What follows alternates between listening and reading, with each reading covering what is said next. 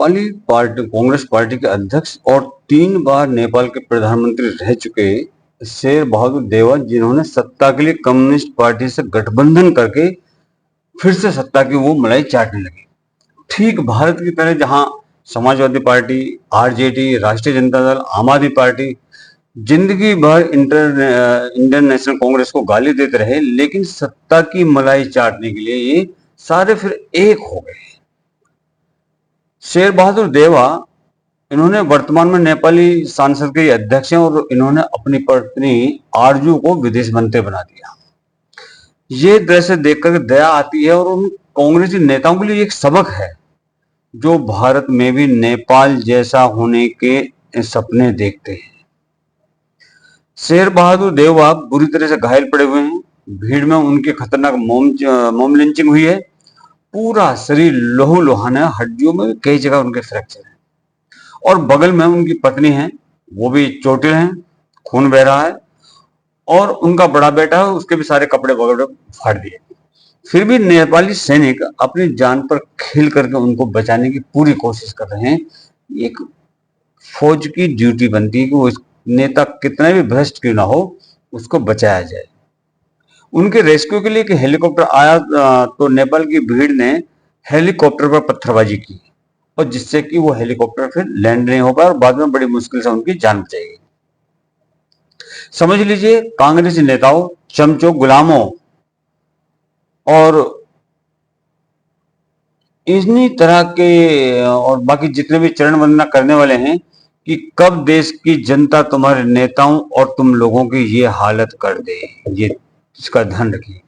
किसी मुगालते में मत रहना कि वोट चोरी जैसा 100% सफेद झूठ काम कर गया है आपका। नहीं, होशियार रहिएगा। नमस्ते दोस्तों, स्वागत है आपका मेरे साथ देश की बात के अंदर में। नेपाल में एक बड़ी घटना घटी और नेपाल से पहले यही घटना श्रीलंका और बांग्लादेश में भी घटी। लेकिन नेपाल की जो घटना है, इसमें एक बात है जिससे भारत के राजनेताओं को सीख लेनी चाहिए, सबक लेना चाहिए। ये सच है कि भारत में बांग्लादेश, पाकिस्तान, श्रीलंका और नेपाल जैसा साम्राज्यवाद कभी नहीं हो सकता। ये निश्चित बात है। जब से भारत स्वतंत्र हुआ है, आजाद हुआ है, तब से हिंसा के जरिए यहां पर कभी भी सत्ता परिवर्तन नहीं हुआ। भारत में बार बार जनता के जरिए सत्ता परिवर्तन हुआ है। आपातकाल के बाद भी सिर्फ जनता के द्वारा ही सत्ता परिवर्तन इस देश के अंदर हुआ है, बल प्रयोग से नहीं। इसलिए ना तो कोई डर और ना ही कोई चिंता। लेकिन आज जब मैं आपसे बात करने आया हूं तो एक बात है जिसकी चिंता भारत के राजनेताओं को शुरू कर देनी चाहिए। ये चिंता अब भारत के जो लीडर्स हैं, नेता हैं, राजनेता हैं, उनको अब चिंता करनी शुरू कर देनी चाहिए। और वो बात निकली है नेपाल से। चाहे नौजवान नेपाल का हो, भारत का हो या कहीं और का, अगर राजनीति में पीढ़ी का अंतर है और राजनीति करने वाले परिवारों के बच्चे अपने मनोरंजन से वंचित हैं और अगर वे नई पीढ़ी को खत्म करने लगे हैं तो फिर सतर्क हो जाना चाहिए।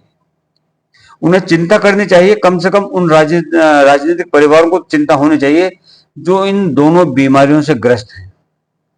1970 का भारत देखिए और उससे पहले की जो स्थिति है 1970 से पहले की, वो जो बुजुर्ग लोग हैं वो आपको बता सकते हैं कि क्या हालत थी। उसके बाद की स्थिति को देखते रहिए, राष्ट्र का स्वभाव धीरे धीरे बदल रहा है, देश बदल रहा है। हर देश का स्वभाव, भारत में नई पीढ़ी है जिसे हम नेपाल में जैन जी कह रहे हैं, भारत में भी जैन जी हैं। जैन जी धर्म हर देश में है, जैन जी हर समाज में है, नई पीढ़ी है। पहले भारत सोचता था 70 के दशक में, तब भारत सोचता था 1970s में कि हम क्या करें, ये लोग तो राजा हैं भाई, अगर ये लोग लंबी लंबी कारों में नहीं घूमेंगे तो क्या हम घूमेंगे। मंत्री का बेटा आया है, वो जमाना गया कि भैया मंत्री की बेटी आई है। वो तो विदेश यात्रा करी क्योंकि भारत उस टाइम पे इसको स्वीकार करता था कि मंत्री की बेटी है तो मंत्री ही बनेगी, बाहर घूमेगी। और कहते थे लोग उस टाइम पर कि जा विदे राखे राम ताहि विद रही। उस समय भारत के आम लोगों से बात करो तो कहते थे 1970s के अंदर में कि हम किसी से क्यों लड़ें, हमारी औकात क्या है उनसे लड़ने की, वो तो मंत्री हैं मंत्री। क्या अब धीरे धीरे हमारी मानसिकता बदल गई है?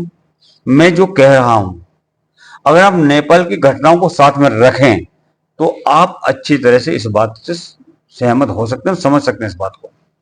भारत में भी आम नौजवानों से बात करूं, उन नौजवानों से जो किसी भी राजनीतिक पार्टी के फॉलोवर नहीं है, किसी भी राजनीतिक पार्टी से बायस्ड नहीं, अगर आप उनसे बात करो वो इसे स्वीकार नहीं कर रहे हैं जैसे भारत में 1970s के दशक में भारत करता था।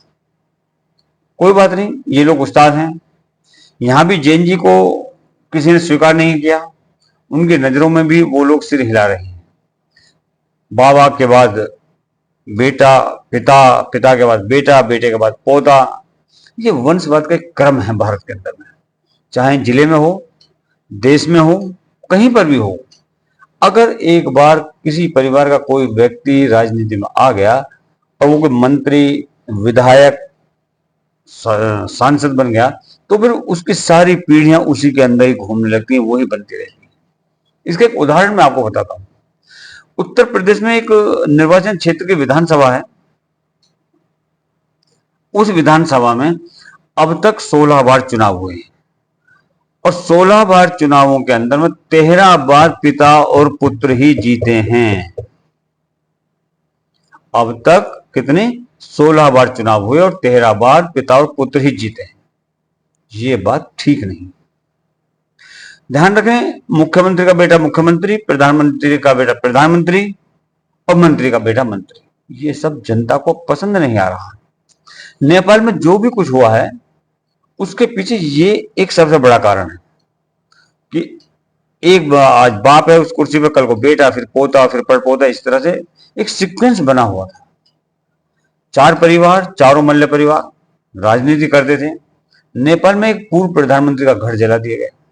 जब घर जला तो पता चला कि बोरी में नोट थे और दूसरी बोरी सोने से भरी हुई थी।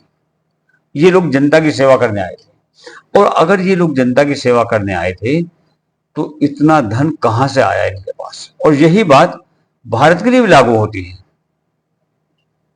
नेताओं के बच्चे या उनके कार्यक्रम का मतलब है बच्चे का जैसे जन्मदिन होना, शादी, विवाह, गृह प्रवेश, पार्टी, सोशल पार्टीज, इस तरह के जो कार्यक्रम है। भारत के शुरुआत में अगर हम देखें 70, 71 के अंदर, 70 के दशक में उनकी तस्वीरें कभी सामने नहीं आई। क्यों नहीं आई? क्योंकि उस वक्त में तस्वीरों का कोई इंतजाम नहीं होता था। लेकिन अब सभी की ये तस्वीरें हमारे सामने आ रही हैं कि किस नेता ने अपने बेटे की शादी में 2 करोड़ खर्च किया, फलाने नेता ने 6 करोड़ खर्च किया और उस नेता ने 100 करोड़ खर्च किया। और कुछ नेताओं ने तो अपना एक दिखावा करने के लिए वो हर साल कई 100 करोड़ रुपए खर्च करते थे, सिर्फ एक प्रोग्राम करने के लिए, नाच गाने का प्रोग्राम वो करते थे। लेकिन जब से वो लोग सत्ता से हटे, आज तक उन्होंने वो तो प्रोग्राम तो छोड़िए, सत्यनारायण की कथा भी नहीं करवाई है। क्यों? क्योंकि अब पैसा उनकी जेब से जाएगा। उस वक्त पैसा होता था जनता का। ये फर्क है। लेकिन इसीलिए लोगों को पता चल रहा है, सोशल मीडिया पर शादी की तस्वीरें हों, वीडियो हों, ये सब वायरल हो रहे हैं।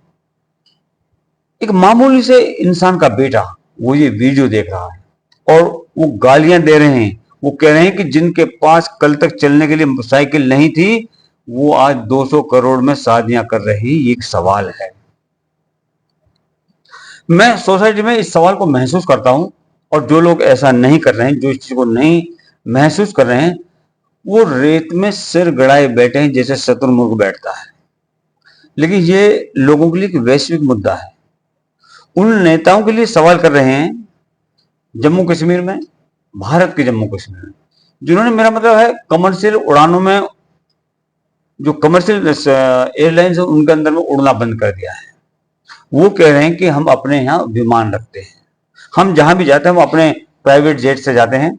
लेकिन लोग उनको देख रहे हैं और कह रहे हैं कि उनके पास कल तक टिर्री में चलने के लिए पैसे नहीं थे और आज वो प्राइवेट प्लेन से जा रहे हैं।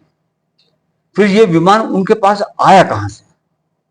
और वो विमान को यूज इस तरह से करते हैं जैसे ई रिक्शा हो, मानो ई रिक्शा वाला मोहल्ले का चक्कर लगा रहा हो। हवाई जहाज में उसी तरह से चक्कर लगाए हैं। जिन नेताओं ने प्राइवेट जहाज को ई रिक्शा की तरह अपने लिए रखा है, ये उनके लिए चिंतित होने का विषय है। और उनको ये चिंतित होना उनके लिए स्वाभाविक भी है। अगर वो आज चिंतित नहीं हुए तो कल शायद इस देश का नौजवान उनको चिंतित कर देगा अपने आप।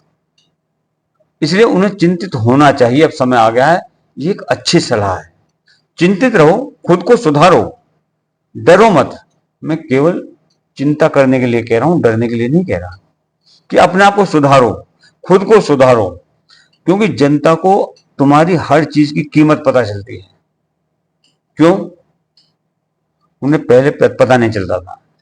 पहले आज की तारीख में नेता के हाथ में कौन सी घड़ी है, ये गरीब का बेटा अपने मोबाइल में घड़ी का नाम डालता है, ब्रांड डालता है और पता लग जाता है। और फिर कहता है कि भाई ये घड़ी 2.5 लाख रुपए की है, 3 लाख रुपए की है। नेता के बेटा ने कौन सा जूता पहन रखा है, नेता ने कौन सी टी शर्ट पहन रखी है। आज मजदूर का बेटा हर चीज का पता लगा देता है, चाहे वो जूता हो, चाहे वो टी शर्ट हो, चाहे वो चश्मा हो। इसलिए अब ये चीजें फैलती हैं। फिर वो लिखता है सोशल मीडिया पर, वो खबर फैल जाती है उस तरह से। खतरा यहीं से बढ़ता है। नेताओं के बच्चे या उनकी पत्नियां, उनके पास जो पर्स होते हैं, जो बैग हैं, उनकी चर्चा भी अब सड़कों पर खुलेआम हो रही है। कोई कहता है कि ये पर्स सांप की खाल का है, कोई कहता है कि किसी विलुप्त जानवर की खाल का है, कोई कहता है ये बैग 3 लाख रुपए का है, तो कोई कहता है कि 5 लाख रुपए का है। अब जनता की नजर आप लोगों के बैगों पर पड़ चुकी है। अब तक आप लोगों ने बहुत मलाई खा ली है, लेकिन अब आगे नहीं होगा। तुम्हारी जो औलादें कुर्सियों पर बैठी है, चेयर्स पर बैठी है, सत्ता में बैठी है, अब वो वक्त आ गया है कि अब आप लोगों को कुर्सियां छोड़नी पड़ेंगी, क्योंकि कोई भी पद आप लोगों की बपोती नहीं है। जितना हक आपका है इसको पर, उतना ही हक एक गरीब के बेटे का भी है। ये भारत का युवा मोर्चा है जिसके पास आंखें हैं, अब ये जान लो। अब ये गलतफहमी मत पाल लेना कि आंख नहीं है, आंखें हैं सभी के पास। और वो आप लोगों की एक एक हरकत को देख रही है कि आपका जूता कितने का है, आपकी टी शर्ट कितने की है, आपका चश्मा कितने का है, आप कौन सा पानी पीते हैं, कौन सा दूध पीते हैं, कौन सा खाना खाते हैं। ये सब आज जनता देख रही है। जनता अनजान नहीं है। जनता आपकी नाक से लेकर सिर तक सभी जो उत्पाद हैं उनकी कीमत सार्वजनिक रूप से रख रही है। अगर आप किसी होटल में जाते हैं और वहां खाना खाते हैं तो लोग अनुमान लगा लेते हैं कि इस होटल में 5,000 रुपए की दाल की प्लेट है। और वो नेता जो वहां पर 5,000 रुपए की दाल की प्लेट गरीब के नाम पर लेकर खा रहा है कि हम गरीबी दूर करने आए हैं, तो समझ रहे हो ना। ये अब होता है, 1970 के दशक में नहीं होता था, लेकिन अब है। इसलिए मैं फिर बार बार आपको चेता रहा हूं कि इस टाइप के नेता अपने आप को सुधार दें, लेकिन अब है। इसलिए अगर सावधान नहीं रहे, सुधरे नहीं, चिंतित नहीं हुए, तो कोई भी दुर्घटना हो सकती है। हमें दिखावे से बचना होगा। दिखावा भारत की जो नई पीढ़ी है इसको उत्तेजित करता है। राजनेता विरासत, धन, शक्ति सब दिखावा कर रहे हैं, लेकिन जनता इसको स्वीकार नहीं करती। आपकी कार की कीमत कितनी है? आपके इलाके का सब्जी का विक्रेता अपने मोबाइल में उसकी कीमत गिन सकता है। वो कहता है कार की कीमत 3.5 करोड़ है। कुछ भी नहीं छिपाया जा सकता मेरे दोस्त। बिस्तर के नीचे छिपाओगे तो वो छिप सकता है। जो दिखाई देगा वो लोगों के बीच चर्चा का विषय बन जाएगा। इसलिए मैंने कहा, नेपाल से सबक लो, डरना शुरू करो, लोकतंत्र का सम्मान करो और सावधान रहो। एक राजनेता जनता को धोखा दे रहे हैं, उन्हें धोखा दिया जा रहा है, यानी उन्हें धोखा दिया जा रहा है, वो उन्हें पसंद नहीं करते। वो उन्हें पसंद नहीं करते, वो जानते हैं कि बाबा वहां थे, करुणानिधि, फिर स्टालिन, फिर उदयनिधि, बस वो इसी को स्वीकार नहीं करते। हमें नेपाल की इस घटना से विरासत और धन के दिखावे के बारे में सीखना चाहिए। हमें सीखना चाहिए कि हम एक जो व्यक्ति मंत्री, विधायक या सांसद है, वो जनता की सेवा करने के लिए आया है, ना कि पैसा इकट्ठा करने के लिए। लेकिन इस देश का दुर्भाग्य है कि यहां का सत्ता में बैठा हुआ हर मंत्री, हर नेता, हर सांसद, हर विधायक सिर्फ पैसा बनाने के पीछे पड़ा हुआ है। तो इसलिए सावधान रहिए। जय हिंद, जय भारत, जय श्री राम।